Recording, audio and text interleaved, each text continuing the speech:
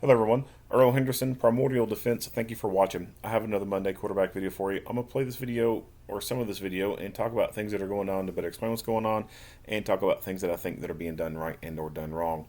So this one comes from Los Angeles County Sheriff's Office. August of 2024, their deputies went to arrest a suspect who had an active arrest warrant for murder. And it was one of those operations where you know it wasn't immediately after the murder had occurred. Um, at some point, he murdered someone, or allegedly murdered someone, and they did their investigation trying to figure out where he's at, and had a team of detectives. I'd imagine that they probably had some different resources, possibly tracking his phone, using informants. There could be undercover somewhere around here that you just don't notice. Like you see all these vehicles over here. Someone could have had eyes on. So, they could have gotten information that he was at this particular place, had someone in a vehicle, plain clothes, watching, and then you see takedown occur, and you see a bunch of vehicles come in kind of almost all at once, I guess you could say. And let me back this up a little bit more. All right, so you can see kind of right there in the trees a little bit where that blur box came up at. There's a truck, and it looks like it's across the street in the parking lot, and it looks like it's about to come out, and then they put the blur box in it. So they were probably over there with binoculars, watching, seeing what was going on, saw him, and then decided to pounce. So you see one vehicle come in. Uh,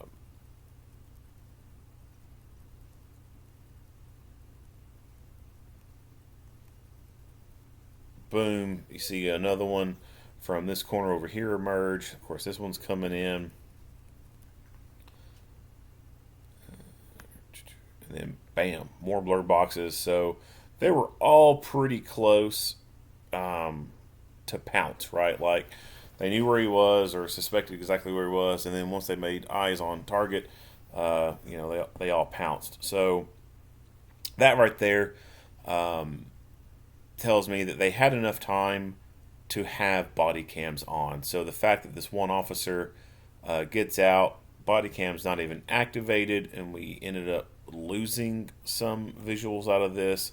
That's just unacceptable to me.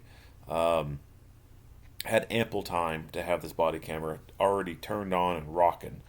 If he had forgot to hit the body cam when he did, let's say he waited another 30 seconds or so, we could have lost um, a lot of valuable imagery from this.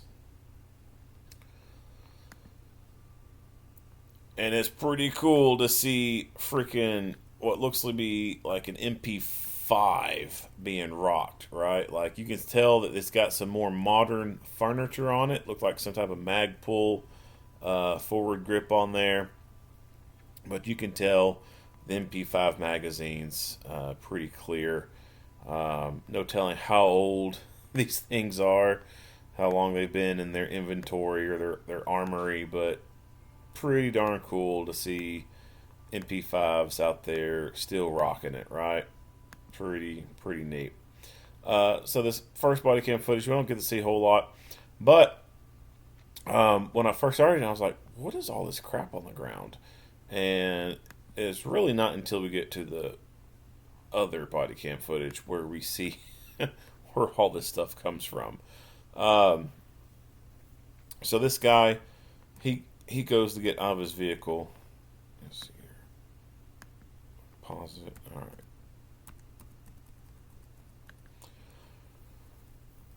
So he's getting out of the car, and bam, he starts to face plant. And whoosh, all his stuff comes flying out. MP5 mag, couple pistol mags, the radio comes out, there comes another MP5 mag, third pistol mag. Like, that is a lot of stuff to be losing. And this is one of the reasons why I am not a very big fan of these open top magazine carriers. Yeah, it makes it quick for you to dig a mag out and slap it in the gun. There's no contesting that. But you're risking losing all your ammo, just like this guy did, when you use those open top magazine carriers.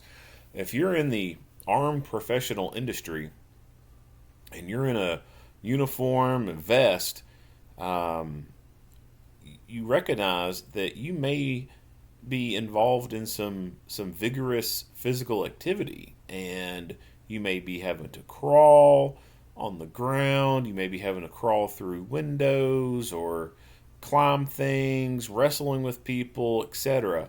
And when you have open top pouches, that makes it easier for those things to come out, even if they have a built-in retention system. And when you think about the built-in retention system, it's just friction is all it is that's holding that stuff in.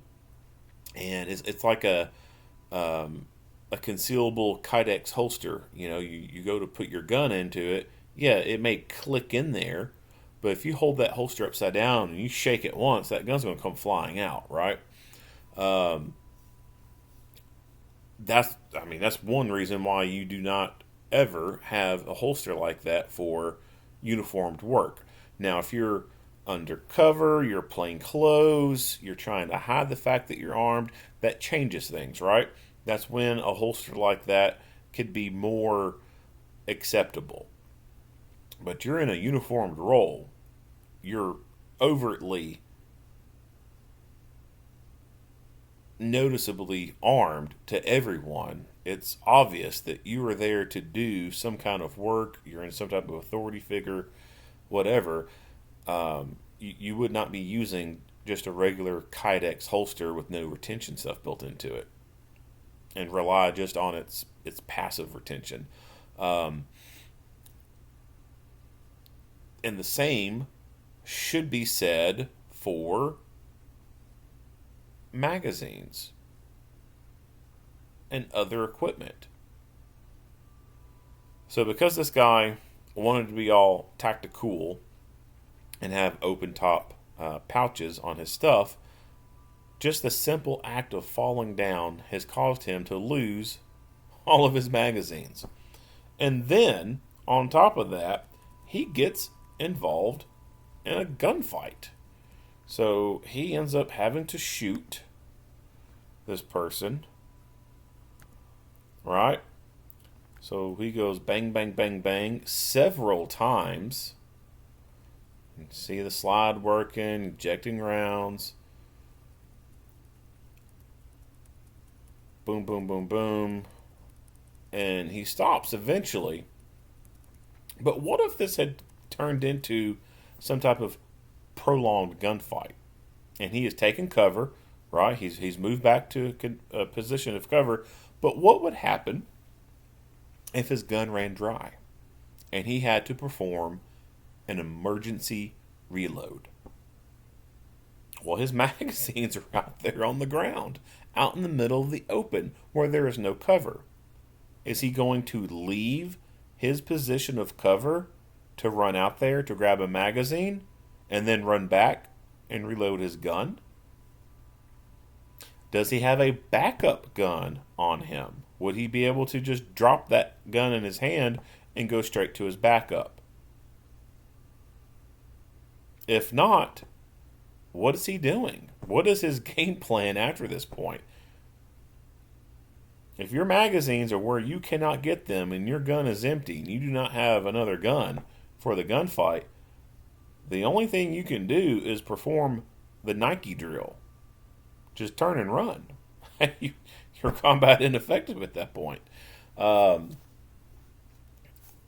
Luckily, there's other people there to where if this did turn into a prolonged thing, other people could, jump in and get into the fight. Now, with that being said, other people being there, could him taking a magazine from someone else be done? Potentially, if someone else is using the same pistol and the magazine would work in between the two. Yeah, that's plausible. But not every cop uses the same pistol as their fellow police officers. There's some agencies out there where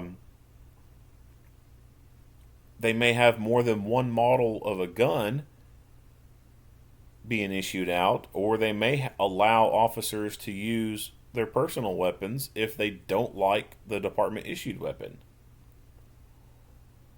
So you may have someone who has a Glock 17, and then you may have someone who has a Glock 22. One fires 9mm, the other fires 40 cal. You're not going to get magazine interchangeability there, right? I guess the 40 mag would probably insert and stick into the 17, but obviously you're not going to be putting 40s through the 9. It just wouldn't work. You may have someone who has an M&P pistol, and then someone else has a Glock. So that goes into another topic. Your team. Do you allow everyone on the team to have whatever handgun they want, and then you have no compatibility between magazines, or do you say everyone's using the same gun? So there's some pros and cons there, right? Like one of the biggest pros is you have the magazine interoperability between all guns, right? If you're all using Glock 17s or you're all using Glock 47s, then all of your magazines are going to be working in everyone's gun. Can't get that when everyone's using a different make and model.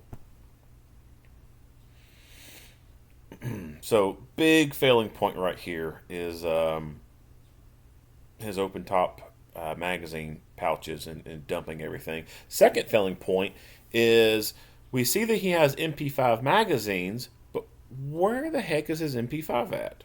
Why did he not get out of the truck with his MP5? Now, we've seen since the 1990s that a pistol caliber carbine is not all that great in comparison to something like a rifle cartridge. But with the pistol caliber carbine, you are getting some better accuracy because you have a longer barrel on there. You've got more points of contact on this thing to further stabilize it and make your hits count a lot better. But at the end of the day, you're still shooting someone with pistol caliber cartridge. And what we found throughout the last, several years, last couple of decades, is pistol calibers suck. I don't care what pistol caliber you have, all pistol calibers suck, even when fired through a pistol caliber carbine. In comparison to rifle cartridge, hands down beats all pistols. No contest there. If you want to argue that, then I really question your level of intelligence there. So why did he not get out with his MP5? I don't know, but that's another failing point right there. Going into this situation where a person has shown a propensity for violence, right? Like this person thereafter has committed an act of murder. Yes, they are violent. Yes, they may shoot. If you know you're going to a gunfight, bring your rifle. Or, in this case, a pistol caliber carbine. But between the two, going back into what I was talking about earlier, between the two, I'd much rather have a rifle cartridge versus a pistol cartridge. But since he has a pistol caliber carbine, that should have been what he got out of the car with. That way, he is going to at least have a whole lot more accuracy with that versus what he's going to be getting with this pistol. The third failing point is footwear. Why is your shoe coming off? Like, your shoe should be secured to your foot pretty well. I don't know who came up with this fashion trend of having loose shoelaces on a shoe. I see some people like they don't even have the shoelaces tied. Like they're all like super loose. The collar around the tongue, it's pulled out a little bit, and I mean, you might as well be wearing flip flops at that point, right? Like if it's such a loose fitting shoe that you can just easily kick it off or it easily fall off, you're wearing flip flops at that point. And flip flops and loose fitting shoes are not combat shoes, right? It's not combat footwear. You want footwear that's going to stay on your feet in a fight. You don't want your shoes coming off. In jails, there is a reason why jails give inmates flip-flops to wear. Because those things come off easily in a fight. And when you don't have good footwear on, you lose your balance. You become a little bit less combat effective. So many jails out there, they don't let their inmates walk around wearing actual shoes. Right? They make them wear flip-flops. And in fact, in jails, when you see people putting shoes on and it's not time for rec time, like they're not going to the gym or whatever, they're just in their cells. If you see inmates putting their shoes on, that means they're about to fight. Because everywhere else they go in that jail, whether it be going to the library, it be going to see their attorney, going to visitation, even if they're a trustee and they're in the jail working, they're all the time wearing flip-flops unless they're going to the gym. Even when they go to court, they wear flip-flops. They don't wear actual tennis shoes to court. And there is a reason behind that. Flip-flops do not make you stable, right? Like they're just not good fighting shoes. So anytime in a jail you see someone starting putting their shoes on, it's about to be a fight. Why? Because shoes give you better traction. That's a no-brainer. At